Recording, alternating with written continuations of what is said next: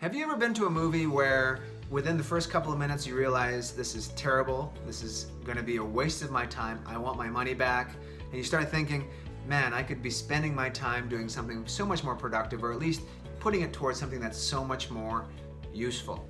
It's painful, but this happens so often, millions of times a day all over the world, during regular company meetings, during company presentations, and when people do seminars or even sales pitches.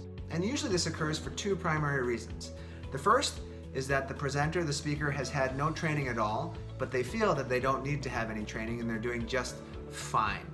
And the second aspect, the second reason that it's so brutal and it's terrible, is that the speaker is just delusional. They think they're a great communicator, they think that they're getting their message across, when in reality they never had any type of a training, and so in essence they're limping along, dragging and wasting everybody's time with them.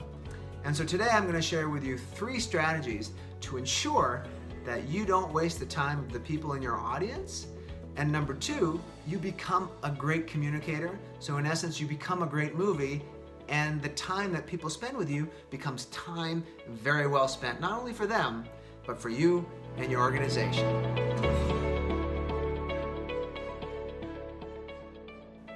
The first strategy is to put yourself in the shoes of the attendee. Essentially, mentally switch positions with them, and then ask yourself this question.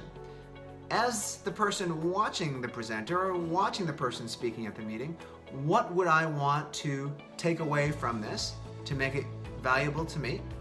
How would I want it to have been communicated to me so that I can understand it and retain it? And asking yourself those 2 simple questions will tremendously boost your ability to present a message much more clearly and effectively.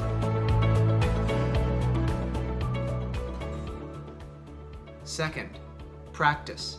More specifically, deliberate practice. And what this entails is using your video camera to record yourself giving mock presentations. Yes, you have to practice to give presentations, even for meetings. Over time, maybe you'll have to practice a little bit less because you're going to get better at it, but the vast majority of people have never done this, so they generally need a lot of practice from the get-go. Simply take your video recorder, record yourself giving a meeting, giving a presentation, look it over with a critical eye, and see if there are places that you can cut out, modify, shorten, clean up, and then do it again, over and over and over again, like a loop. And as you do this, you're going to tighten your presentation, you're going to make it nice and short, nice and condensed, nice and powerful, but at the same time, you're going to be honing your ability as a presenter or as a speaker to deliver messages that are on point and that are effective.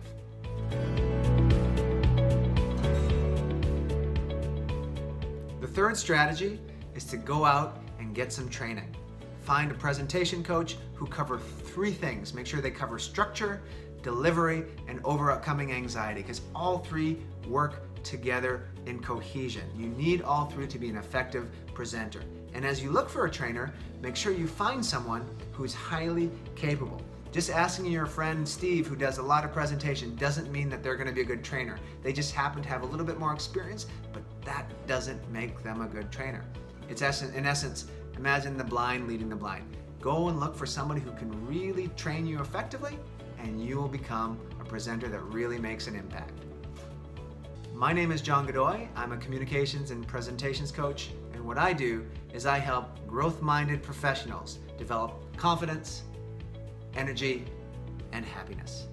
Contact me at john@johngodoy.com for a seminar or a one-on-one coaching.